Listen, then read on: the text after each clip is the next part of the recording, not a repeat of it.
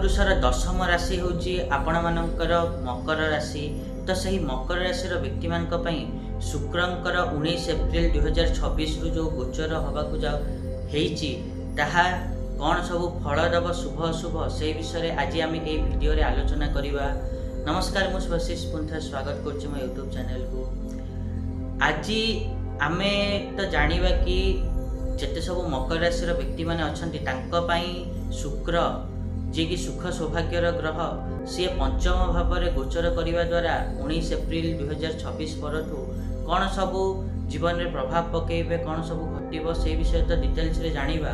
ता पूर्व सबना भाई गोटे रिक्वेस्ट करिया चाहिए कि जो मैंने भी एजाएं चैनल को सब्सक्राइब करना सब्सक्राइब करूँ आपाखि बेल आइकन को प्रेस करूँ जहाँद्वारा कि मुझे आग को जहाँ भी किसी वीडियो देवी ता नोटिफिकेशन आपण मानक ठीक समय मिल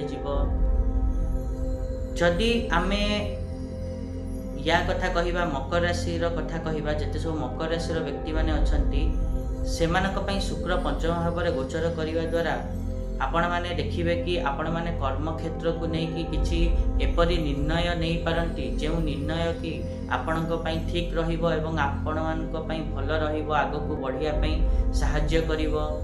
ता सहित आपण माने देखिबे कि आपणकर पति बा पत्नी हुवंतु संतान हुवंतु सांगसाथी हुवंतु यही गोचर काल रे कुआडे जीवाकू जिद्दी करि पारंती बुली जीवा पई को जगह को। ता सहित आपण माने देखिबे कि जदि प्रेमिक प्रेमिका बा सांगसाथी सहित किसी झगड़ा थिला यही गोचर काल रे आपणकर से झगड़ा शेष हबो। ता सहित तो यह मध्य देखिबे कि आपण माने यदि निज संतान को नेकी चिंतित थिले यही गोचर काल रे से चिंता दूर हबो। एत थिला जेते सब मकर राशि व्यक्ति माने अछंती तांको पई शुक्रंक गोचर किभली फल दब। आशा करी कि मुझे कहले आपण मैंने ठीक से बुझी पारे।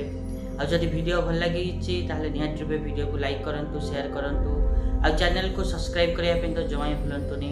आज देखा नेक्स्ट वीडियो रे। रहुची नमस्कार।